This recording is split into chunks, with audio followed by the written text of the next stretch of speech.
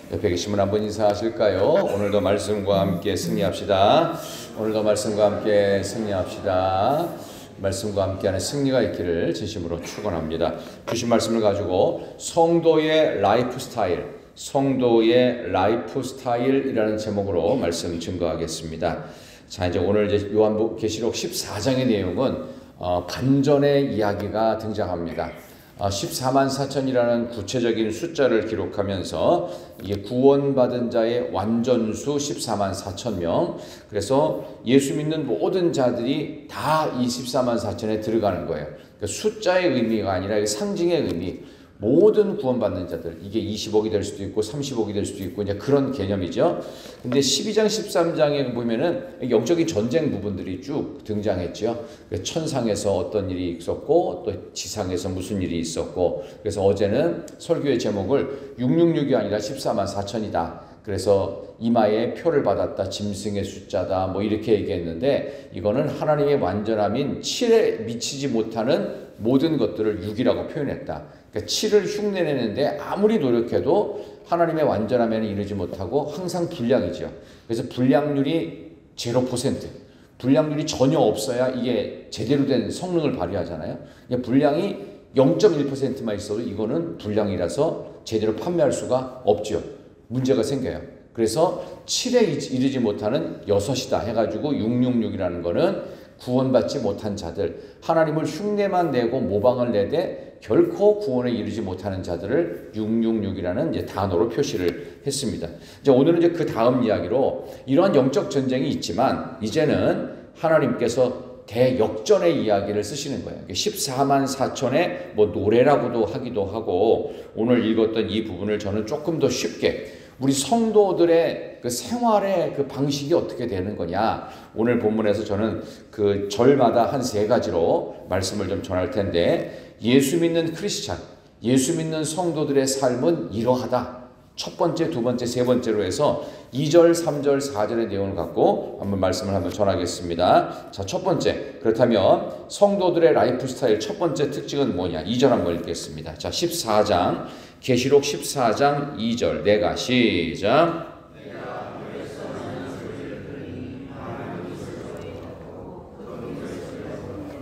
내가 들은 소리는 검은 고 타는 자들이 그 검은 고를 타는 것 같더라. 아멘. 첫 번째는요, 성도들의 라이프 스타일의 첫 번째는 소리에 반응하는 사람이라는 뜻입니다. 여기 나오는 내용 중에 보니까 하늘에서 소리가 나는데 많은 물소리 같고 큰 우레소리 같은데 내가 들은 소리는, 그러니까 하나님께서 우리에게 들려준 이 세상 소리에 다 민감해야 되는데 특별히 영적인 소리에 민감해야 된다. 그 옛날에 그 복음성가 책 중에서 제가 이제 젊을 때인데요, 그 어릴 때죠, 20대, 많은 물소리라는 책이 있었어요. 이렇게 정사각형처럼 되어 있는 책인데, 그래서 많은 물소리가 뭘까 했더니 여기 나오는 이 많은 물소리더라고요. 이 많은 물소리라는 얘기는 뭐냐 하면 하나님께서 우리에게 주신 많은 말씀의 소리들, 영적인 소리들, 하나님께서 엘리야를 깨우시는 세미한 음성과 같은 영적인 소리. 그래서 이 소리를 들으면 살아나야 돼요. 이 소리를 들으면 우울해지거나 침울해지거나 이게 절망으로 가는 게 아니라 생명력이 있고, 이 소리를 들으면 뭔가 마음속에 소망이 생기고 기쁨이 생기고 감사가 생기고 모든 것들을 긍정으로 바라보게 되고, 이제 바로 그런 소리, 이 많은 물소리라고 하는 특징적인 소리에 반응한다. 이게 크리스찬의 모습이에요. 영적인 소리에 반응하고 세상적인 소리, 부정적인 소리, 남을 헐뜯는 소리들, 뭔가를 비난하는 소리들에는 귀를 닫아야 됩니다. 그래야 우리가 살 수 있다. 그래서 생명의 소리가 있어서 우리가 태초에 하나님의 말씀이 있었다고 했죠. 그래서 첫 번째 날에 하신 그 놀라운 창조는 빛이 있으라 하심에 빛이 있었고, 그러니까 뭐예요? 하나님의 말씀의 명령의 소리가 있었어요. 빛은 어둠 속에 생명의 빛이잖아요. 그죠? 그런 것처럼 여기 나오는 소리에 반응한다는 것, 그만큼 소중하다는 것입니다. 앵커링 효과라는 게 있어요. 닻을 내린다는 뜻이거든요. 그게 무슨 얘기냐면 어떤 결정을 내릴 때 내가 무슨 결정을 내려요. 근데 항상 초기 정보에 지나치게 의존하는 경향이 있다는 거예요. 예를 들어서 어디 가서 뭐를 이제 사러 갔어요. 근데 누군가에게 무슨 이야기를 잠깐 들었어요. 그러면은 어떤 소리도 안 들어오고 내가 맨 처음에 들었던 그 소리에 민감 반응을 보입니다. 그래서 그 소리대로 한다라는 게 앵커링 효과입니다. 그러니까 비슷한 흐름의 소리만 모아서 듣는 거예요. 그러니까 예를 들면 이런 게 있어요. 나는 그 사람이 싫어 라는 말을 했다고 칩시다. 예를 들어서 여러분은 그런 말을 한 적이 없잖아요. 근데 나는 그 사람이 싫어, 나는 그 사람이 미워 라는 소리를 내가 먼저 냈어요. 그거 내 귀에 들었어요. 그런 얘기를 누구한테 먼저 들었어요. 그 사람에 대해서. 저 사람 어떤 사람이야? 나는 그 사람 싫어 라는 얘기를 들었어요. 그럼 그 다음부터는 어떤 일이 벌어지느냐 하면 그 사람에 대해서 좋은 얘기를 해도 좋은 얘기가 안 들어와요. 부정적인 얘기들만 모아서 듣게 되는 효과를 앵커링 효과라고 합니다. 내가 맨 처음 들었던 소리. 그래서 우리가 어떤 일을, 어떤 것을, 어떤 모습을 바라볼 때 처음이 중요합니다. 그러니까 첫 단추가 중요하다는 게 그거예요. 그러니까 우리가 예수님에 만났을 때 그걸 무슨 사랑이라고 그래요? 첫사랑이라고 그러잖아요. 이미지도 첫인상이라고 그랬잖아요. 이게 엄청 중요합니다. 교회에 대해서 여러분의 첫 이미지는 무엇이었습니까? 교회는 어떤 이미지를 갖고 있었어요? 그러니까 여러분들이 예를 들어서 장로님이 되셨고 안수 집사님이 되셨고 권사님이 되셨고 서리 집사로서 또 여러분들이 이제 임명을 받았어요. 그때 교회를 바라봤던 교회가 어떤 데야 라고 했을 때 긍정의 소리를 들으면 끝까지 그대로 갑니다.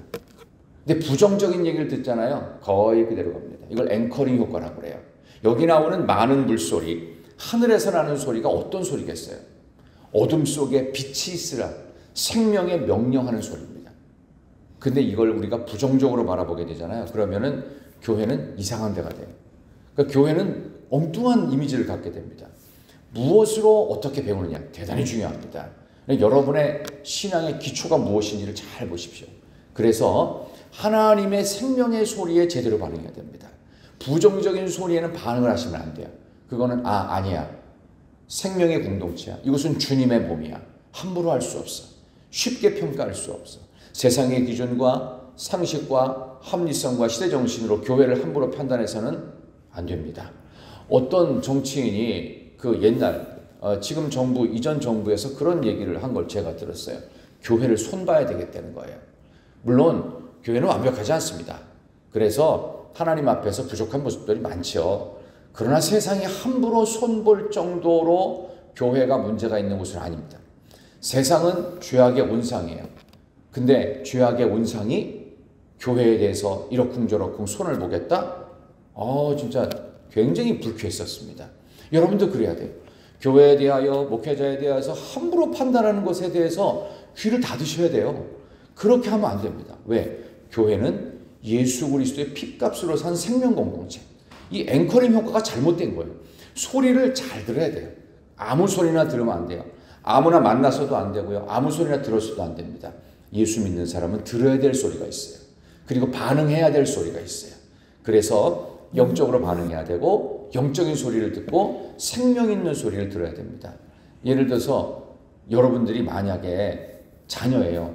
근데 옆집에 있는 친구 내지는 내가 아는 친구가 야 너네 엄마 아빠는 뭐 이렇고 이렇다며 하면서 안 좋은 쪽으로 얘기를 한다고 해보십시다.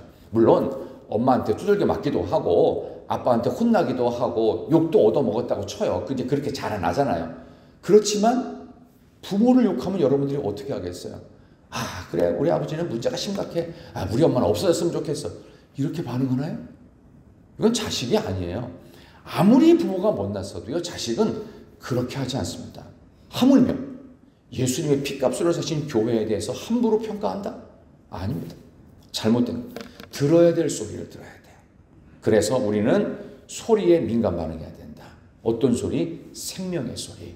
그래서 우리가 살아나는 소리, 우리가 감사한 소리, 기뻐하는 소리, 격려하는 소리를 서로 많이 만들어내고 그렇게 할 때 하나님께서 성도의 진정한 라이프 스타일을 어떤 소리로? 긍정과 살림과 소망과 은혜로운 소리로 영적인 반응을 아름답게 할 때 첫 번째 소리에 은혜롭게 반응하는 저와 여러분 될 수 있기를 진심으로 소망합니다. 내가 교회에 대해서 좋은 소리를 들었다면 끝까지 그 도리 가야 됩니다. 그래야 하나님께서 우리에게 14만 4천 구원받은 자의 반전의 이야기를 시작하신다. 두 번째는요. 새 노래를 부르게 된다라는 뜻입니다. 우리 두 번째 한번 3절 보겠습니다. 자, 성도의 라이프 스타일의 두 번째는 새 노래를 부른다는 겁니다. 3절 그들이 보좌 앞과 시작.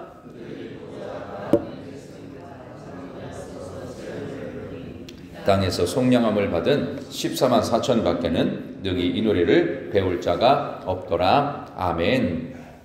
이 새 노래라는 표현을 할 때 이거는 신곡일까요? 뉴송?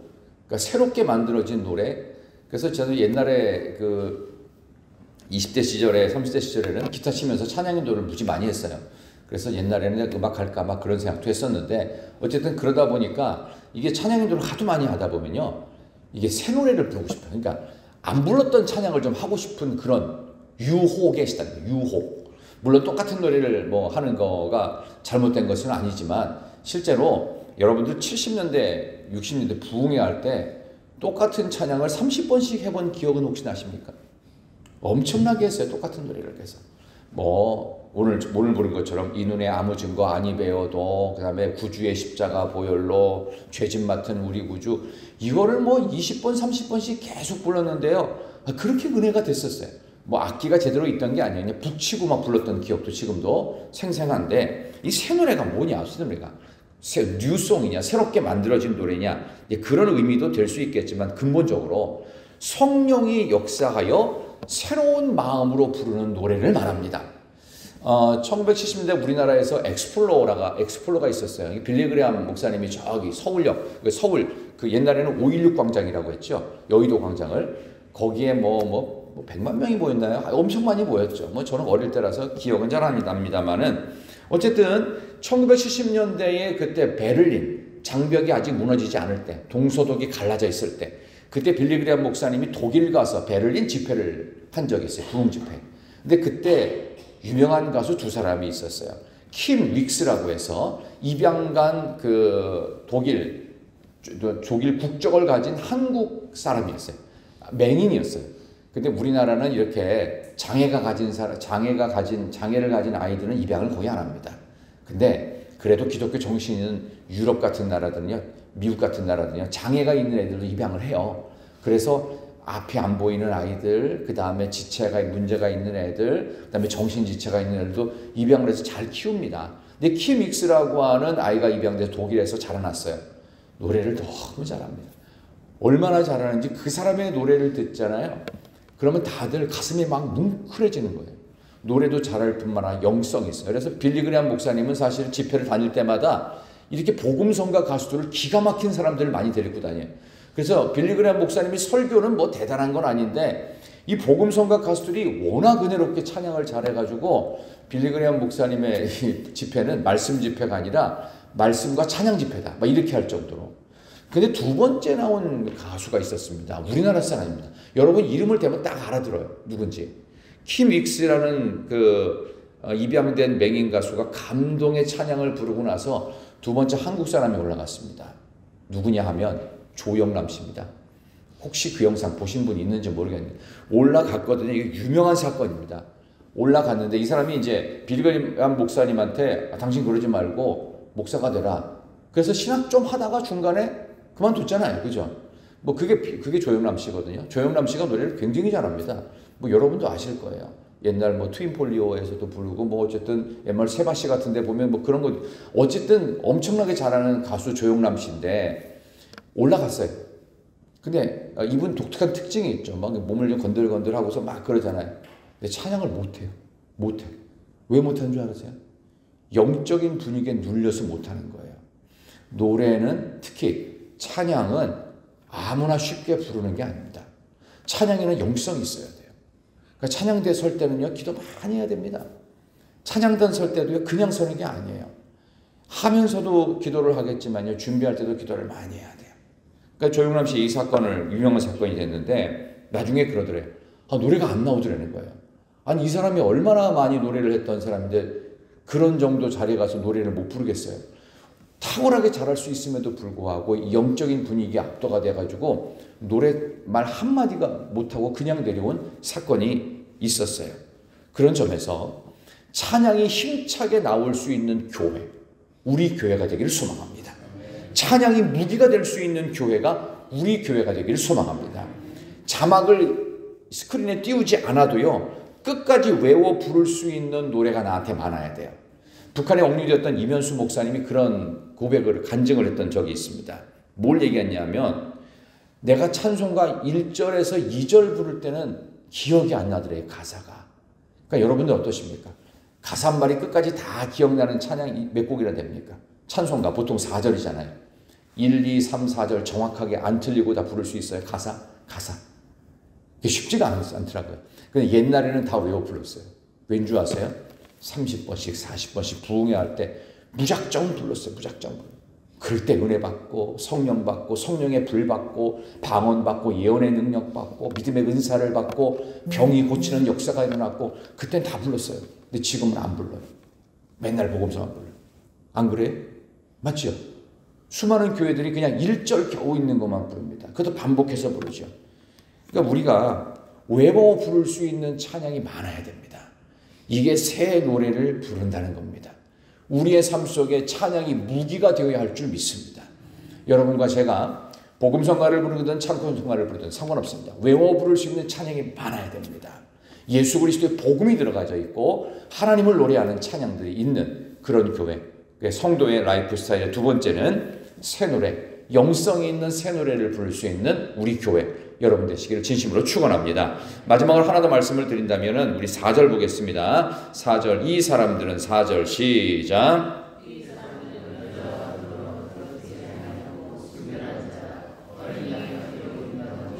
따라가는 자며 사람 가운데서 속량함을 받아 처음 익은 열매로 하나님과 어린 양에게 속한 자들이니 아멘. 순결하여 예수님만 따라간다. 그게 성도의 라이프 스타일 세 번째입니다.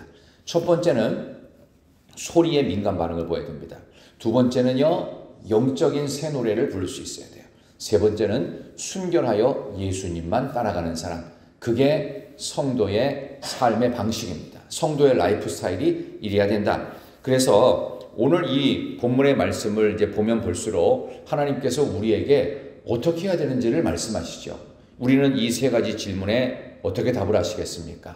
하나님이 주시는 생명의 소리에 민감하게 반응하고 계십니까? 부정적인 소리는 귀를 닫고 긍정의 소리에 반응하고 남을 칭찬하고 격려하는 말들을 많이 하고 계십니까?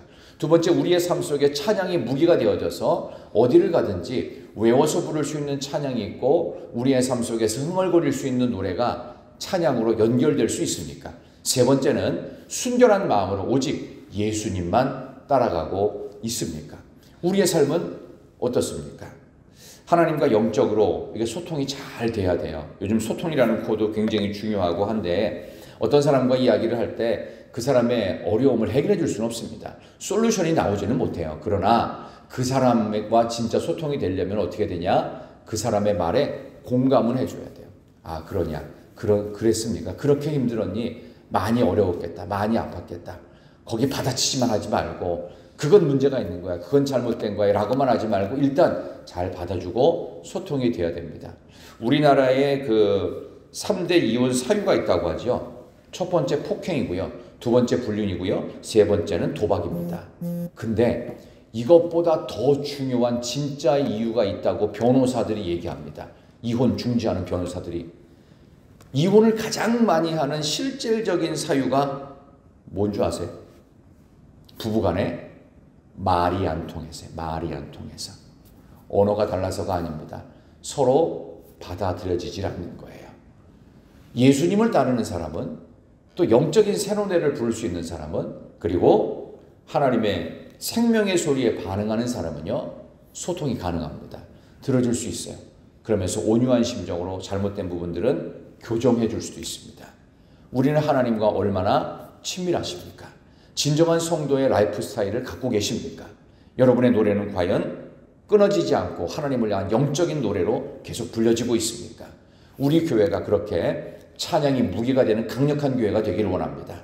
하나님의 생명의 말씀에 민감하게 반응하는 성령 충만한 교회가 되기를 소망합니다.